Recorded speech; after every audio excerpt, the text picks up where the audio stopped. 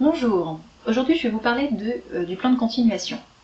Donc, vous êtes une entreprise en redressement judiciaire, vous êtes depuis quelques mois en période d'observation et bientôt l'issue est proche. Il va vous falloir choisir entre plusieurs options, soit un plan de cession, soit la liquidation judiciaire ou la présentation d'un plan de continuation.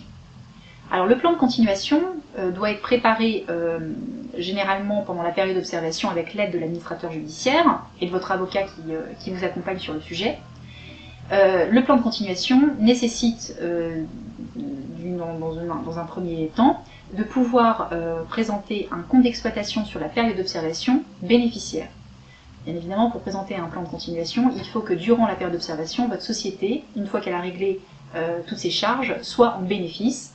Et c'est en fonction de ce bénéfice que l'on va pouvoir calculer le montant des dividendes qui seront versés chaque année dans le cadre du plan de continuation.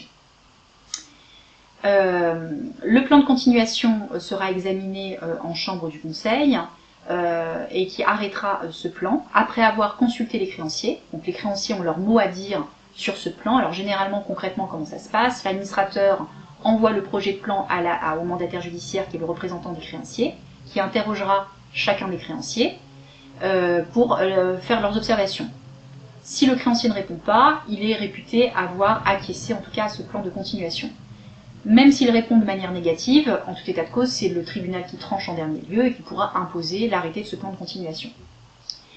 Une fois que le plan sera arrêté, vous aurez la possibilité de régler les dividendes soit par trimestre, par semestre ou par an, en fonction de ce qui aura été décidé par le tribunal.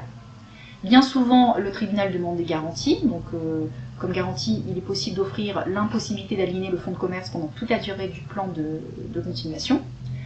Parfois, certains tribunaux demandent une caution partielle du dirigeant, donc je déconseille plutôt ce genre d'option, puisqu'il y a toujours un aléa sur la réussite du plan de continuation.